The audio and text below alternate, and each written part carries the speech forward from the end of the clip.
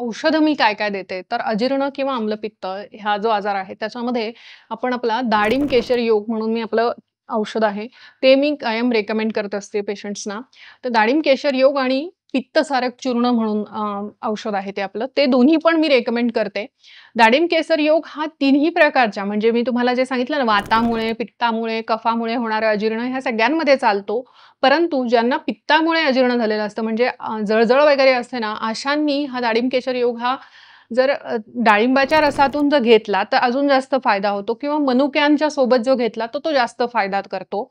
ज्यांना वातामुळे आणि कफामुळे जे होणारं अजीर्ण आहे, जे मी आधी त्याची लक्षणं वर्णन केली, अशा प्रकारचं असेल गॅसेस वगैरे होणं किंवा भूक न लागणं वगैरे अशा प्रकारचं अजीर्ण असेल, त्यांनी हा डाळिंब केशर योग हा तुपातून घ्यायचा आहे. कसा घ्यायचा आहे? तर पाव-पाव चमचा फक्त तुपातून घेतलाय. It's powerful disaster. खूप छान प्रकारे ह्याच्यामध्ये सगळे जे आपले मसाल्यांचे वेगवेगळे पदार्थ, लवणांचे म्हणजे लवण म्हणजे मिठाचे जे वेगवेगळे अष्टवर्ग सांगितला मिठाचा, त्याचे ह्याच्यामध्ये समावेश केलेला आहे. त्यामुळे हे खूप सुंदर काम करतं.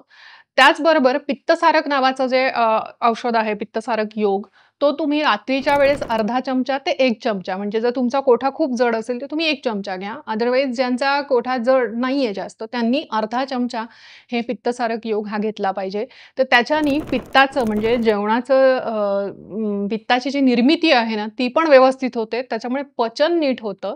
पचन नीट होऊन मल नीट तयार होतो आणि मल नीट तयार होऊन त्याचं सारण म्हणजे सारक म्हणजे काय, की ते व्यवस्थित बाहेर पडणं, हे काम सुद्धा खूप छान प्रकारे होतं.